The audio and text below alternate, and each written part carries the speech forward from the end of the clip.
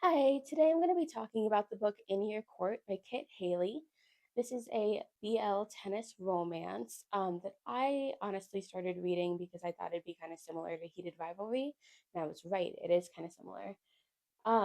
I still like Heated Rivalry more, but I did think that this was a really good book. I thought that the characters were very relatable. Our character Mateo, the main character, he has recently gone through an accident and he is trying to get back up in the ranks of tennis. So he's doing everything he can, but he doesn't have a lot of money. He's traveling by himself without a coach or a team, and he's just kind of trying to do what he can to keep himself motivated. Well, he challenges one of the, I think he's number three, his name is Miles, players. Um, he challenges the number three player to basically do what he's doing and go to these tournaments without his team, without that support, and see how well he does. And staying in these run down apartments and stuff because you can't afford hotels, um, and just see how well he does. And as they're kind of doing this challenge, Miles and Matt grow closer, and discover that like maybe they have a lot more similarities than they thought. I think overall the romance in it is really cute. Like this part of the book, amazing. It's just like the flirting is great. There's awkward dialogue that I was like kind of made me cringe maybe a little bit. But for the most part, the romance I thought was really, really good. It was easy to read. Yeah, I really enjoyed it. And then we kind of go through a couple tournaments with them to see like how each of them do.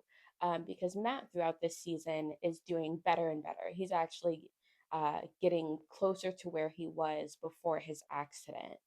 And so that kind of raises the question of like, how are they going to perform when they have to play against each other? How is that going to affect their relationship? And starts kind of these little problems that just build up into really big miscommunications, um, which I kind of hate miscommunications in books. I think that like I just talk to each other, especially like when you're already, you're in a relationship, like you already know that.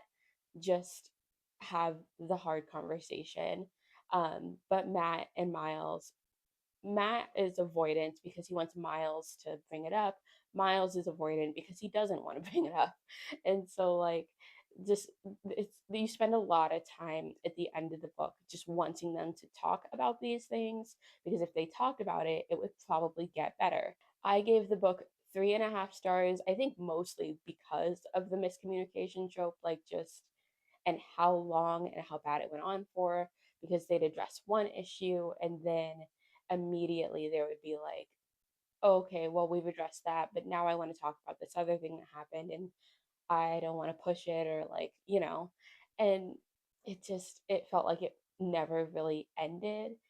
And then you get like you know, this grand like declaration at the end and like it's amazing and it's kind of supposed to wrap everything up and like I just felt like it didn't really because like they still are not consistently having these conversations even at the end when everything is like supposed to be like better and they're together and they're out now like but I don't know, it was a good book, read through it very quickly.